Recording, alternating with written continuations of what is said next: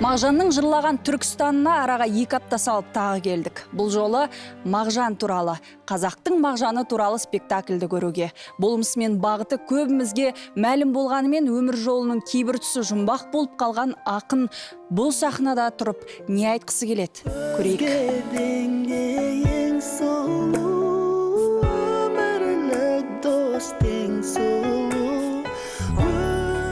Шіркін, бұл қызға арнап ешқандай жігіт ән жазбады әлі.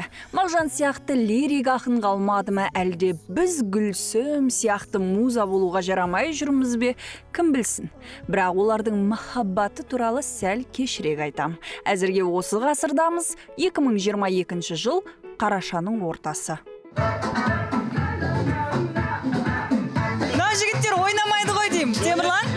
Ойнаймын, мен ойнаймыз. Неге бұл музыка? Сәл кішкене көңіл көтеріп, қыздырынып дегендей. Кішкене позитив сыйлап, барлығымызға айтса гүліз етіп, бәріміз ойымдап, қазір қалай болады. Бірақ қазір қойылым басталар кезінде бірден жинақтап аламыз. Билей беріңіздер. Кеттік.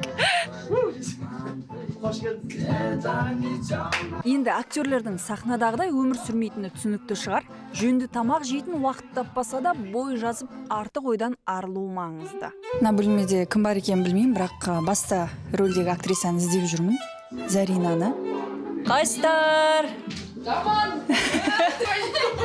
Мынандай әдемі мүсінді актрисалар өзіміз сияқты екен ғой.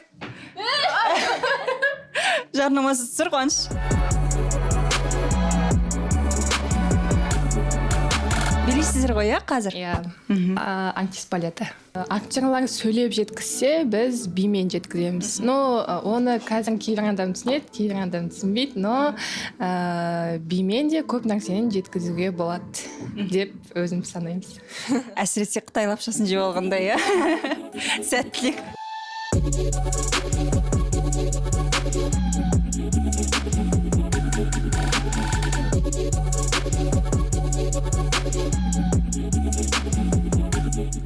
Жақта да жеп жатыр. Сәлеметсіз бе? Ас болсын. Неғып актрисалардың бәрі мұндай тамақ жеп отыр? Мен актриса емеспін ғой, сахнаға шықпаймын. Балетмейстермін. Сахнаға шықсам, мұндайды жемейтін едім. Сіз өзіңіз сондай үлгі көрсетіп жүр екенсіз ғой,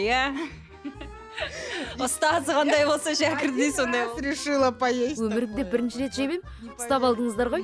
Тарихта қалды енді ол сәт. Да. Ас болсын. Тән арқылы жанды сөйлеткен балетмейстер ханым басқа әлемде өмір сүріп, осы әлемнің тамағын жейді екен. Жігіттердің бөлмесі. Қуаныш, сен бірінші кіресің ғой деймін. Бәрі киіммен отырмамын да? Кім есімің? Аблайхан. Аблайхан. Кімді ойнайсың? Мен Мағжанда бала болып.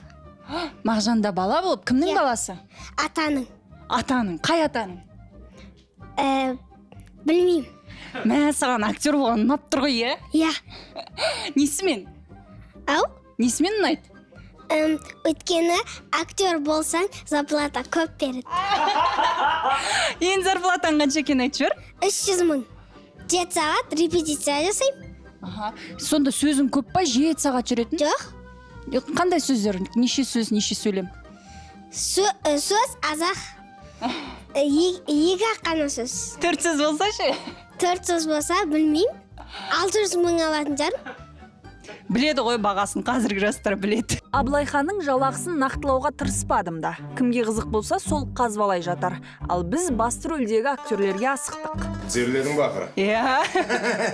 Деректерде Мағжанның жұмсақ, биязы болған, сосын адамның бетіне тік қарап сөйлемейтінін айтады ғой. Яғни сіздің антониміңіз сияқты, Мен келіспеймін, бұл дерекпен тіпті келісе алмаймын. Мүмкін емес, Мағжан сияқты ұлт қайраткері, ондай жалынды, ондай темпераментный адам біреудің бетіне қарап тік қарап сөйлемі, ол мүмкін емес не? Сіз енді Елдос Тоқтарбай бауырымыздың деректеріне естісеңіз, мен соған сүйене отырып жасадым, оның бойында жалында жастық, елге деген махаббат қатар жүрген. Сондықтан бұл спектакльде де біз көрсеткіміз келетін жағы, оның бір алып ұшқан сезімі, бір жастық желек емес, кәдімгі ұлт үшін қызмет еткен қайраткерлік жағын көрсеткіміз келеді. Сол жағынан маған ұқсастық бар.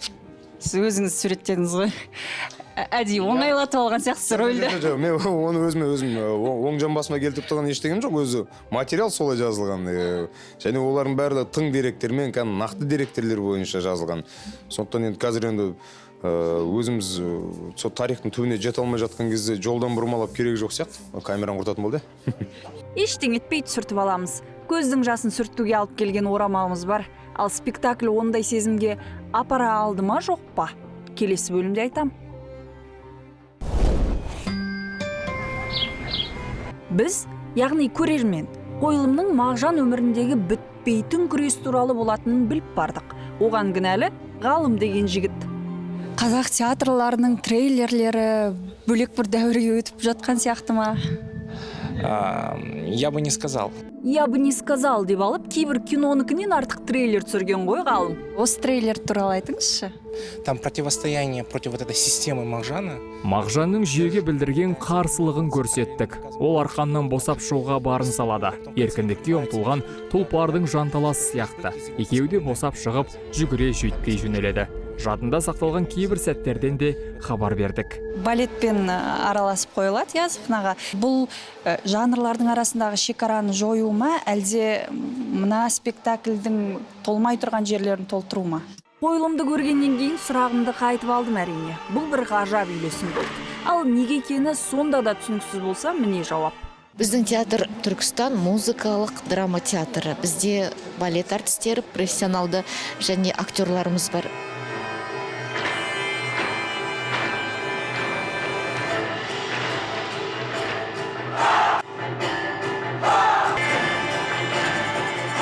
Әрине, бұл біздің бір үлкен шаңырағымыз, ол шаңырақтың ішіндегі біздің балаларымыз сияқты, олардың әрқайсының бойындағы талантты, дарынды сахналанған дүниелерге алып шыққымыз келеді. Әр спектакльдерімізді қарап отырсаңыздар, біз әртүрлі жанрларды қатар қойып жасап жатырмыз. Мағжанның бір өзі, бір жанр ма дерсіз. Әлгінде айтқан шекара туралы сөз қозғауға болмайтын жанр.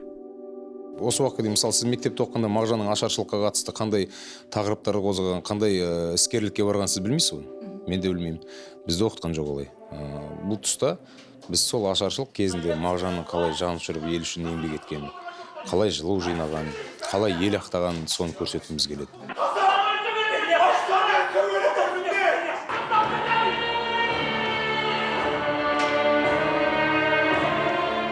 Кейіпкерлер осындай үлкен дүниеге барғанына мен мысалы үшін кішігірім анализ жасадым. Бұлардың махаббаттары қазіргі таңдағыдай бір тіршіліктің бір қамында бытовой махаббат емес, өте жоғары деңгейдегі. Өйткені Мағжанның да өзінің мұңы бар, Гүлсімнің де өзінің ішкі айта алмай жүрген мұңы бар. Қазіргі қоғам ондай махаббатқа қалай қарайды деп ойлайсыз? Мүмкін сіз қалай қарайсыз? Жалпы жақсы қараймын. Білмеймін, енді мен де ойландым осы жайлы қалай қараймын. Бұл жерде әркімнің өзінің шындығы бар. Әйелдің жалпы тағдыры, қыздың тағдыры. Қараңызшы, оқыған, тоқыған, жүрегі қандай, білімгер, ақылды сұмдық. Бірақ әке-шешесі саудаласып, оны ең қалың мал көп ұсынған Мичурин біздің спектакльде Акчурин. Соған береді мысал үшін. Товар сияқты. Гүлсімнің Мағжан өмірінде де, спектакльде де жалт етіп жоқ болатыны бар. Бірақ көпшіліктің қойылымнан іздеп келгені сол болғандай.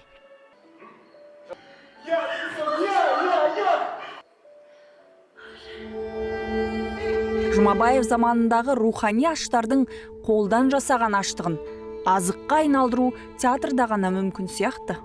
The story about Мағжан Жұмабаев. Бұл Мағжан Жұмабаевтың өмір жолы екенін білем, бірақ сіз үшін спектакльдің негізгі өзегі болған кім немесе не? I think that this story is Бұл сіздердің қоғамдарыңызды құрған хикаяның бірі деп білемін. Біз ақынның теңдессіз болмысына тәнтіміз. Сіздің тіпті бүтін бір елдің әкесі деуге болатын шығар. Сіздерде бар қоғамның мәні ұнайды маған. Осы мәннің қалыптасуында Мағжанның үлесі бар. Сондықтан бұл драмалық туындыны шексіз құрметпен әзірледік. Сол арқылы жүректерге сәуле сыйлағымыз келеді. Біздің оқушымыз тәрбиелеуге келе жатқан келешегі мол дарынды актеріміздің бірі бүгін Мағжанды жақсы ойнап шықты деп есептеймін. Оның бірнеше өмірі болды. Ақындық өмірі, қайраткерлік өмірі, тор қамауындағы өмірі, ой қамауындағы өмірі. Оның бәрін сахнаға сыйдыру мүмкін емес, бірақ кітапқа сыймағанды бұл жерден табуға әбден болады. Менің де сендердей жалғыздық бола алмайды. Мен де көмілмей қалған